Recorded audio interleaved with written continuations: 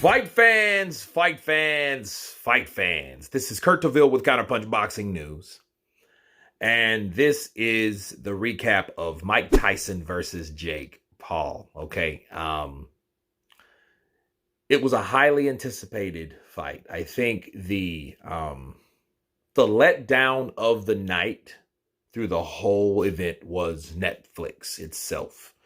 Netflix in the US, I don't know about the UK. Everyone in the UK didn't have complaints, but California, Los Angeles crashed. The East Coast crashed. A lot of people, I got closed down and shut off a couple times due to issues with Netflix. So that was an issue coming in.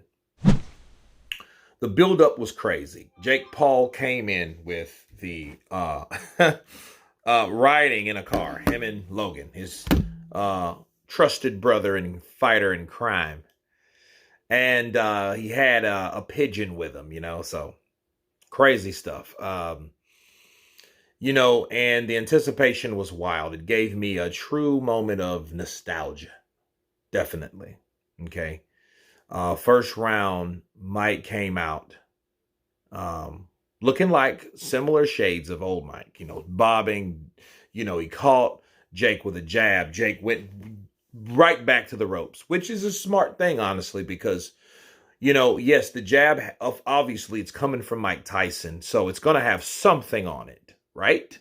So you go with that shot. You don't try to stay there and take it.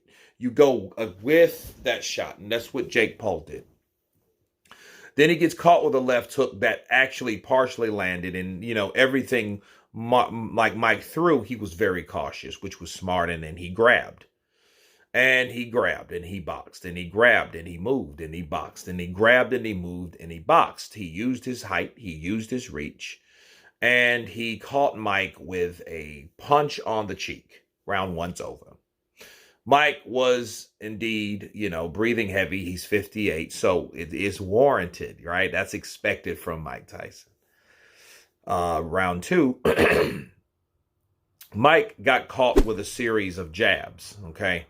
And the jabs knocked him off his balance. And we noticed something that I never noticed through the whole training camp was he had on his right leg a knee brace. So the knee brace was an issue because it made you think, what's going on with Mike? You don't wear a knee brace unless something was wrong or something happened before, okay? And I noticed, some of the same things. Jake played it safe, boxed at a distance, threw a right hand and a jab to the body or a right to the body, just to win the round. Mike, same thing. Mike tried to chase him down or whatever, no avail. Round three, Mike looked like he was frozen in a particular area. He didn't really move. He kind of moved. He kind of did this southpaw thing, which was strange. And, I think the punch of the day, Jake Paul hit him with a right to the body, which knocked him off his balance, which I think it did nothing for whatever the hell was going on with his leg. After that round, we seen or witnessed Mike walk back to his corner limping. Okay. Round four, more of the same. Jake Paul not trying to really engage.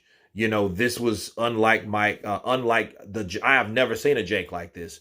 Most Jake Paul fights are exciting, to say the least. Okay, let's pause that for a second. But fourth round, same thing. Fifth round, Mike catches him with a left hook to the neck after Jake catches him with a right hand.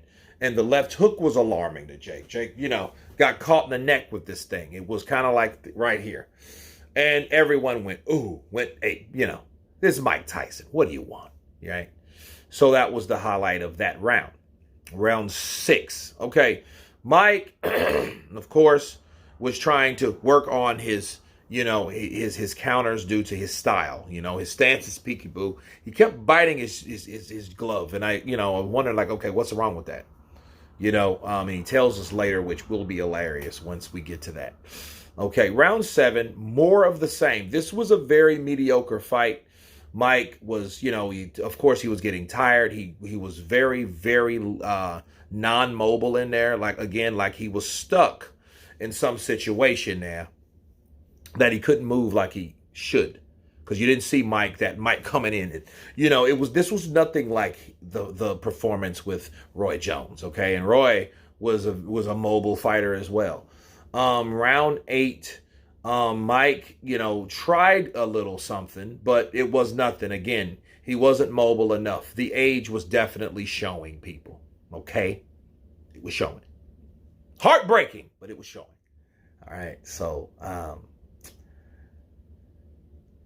one thing that really alarmed me about round 8, which made me look at Jake Paul in a totally different way. The last 10 seconds, Jake put his hands behind his back and bowed. Like, well done. And Mike kind of did the same. And the clock wouldn't even ran out. And what that meant to me was Mike, of course is Mike. But Jake is not who I thought he was. Is not who we feared him to be. A bully, a person that takes advantage of a situation and uses it to his benefit to make someone look shitty or bad because they have a handicap, which, needless to say, Mike does. He's older. He's 58 years old, right? So, I respected that, because had he done anything else, I would be one of the guys that came after him. I would Shannon the Cannon him. Let's go, champ! I would Shannon the Cannon Jake Paul if Jake Paul hurt Mike to a point of intentional humiliation. Okay? That's what I would have done. Seriously. So that gave me relief, because I'm like, okay, I'm so glad that Jake ain't who I thought he was or could be. Because understand, in the 8th round, he could have been, he could have done what he did to all those guys that he did before, but he didn't. And it showed that he had respect for his elders. Okay? So that was a good thing to see. That was relieving. You know what I mean? That was a relief. Okay? So, of course, Jake won unanimous decision. Of course. Jake gave nothing but accolades to Mike Tyson. Again, showing mountain loads of respect, which is great. You know what I mean? Like, Jake Paul would be one of those guys you want to see and slap before, but now you want to go, hey, man, job well done. On a respect level. You know what I mean? That's what you do when you respect somebody. Like, really respect them, not use them as a pawn or use this opportunity to, make yourself look good in a situation where only you can look good, physically. Because, I mean, it would be shitty morally, But morally, he did the right thing. Now, they asked Mike Tyson, were you good about what? He said, yeah, I was happy with the performance. And they was like, well, what's the deal with this knee brace? And they was like, well, did it hurt you? And he was like, well, yeah, but I don't want to use it as an excuse. And he said nothing else about it. That's true warriorship right there. Yeah, we knew it was something wrong with his damn leg, but he ain't going to sit there and boo-hoo and use it as an excuse. Because, again, he's not an opportunist. He's a realist. That's what I love about Mike Tyson. Always will. Okay? And now we get back to the glove. Why were you biting on the glove? This cat said, I have a biting fetish.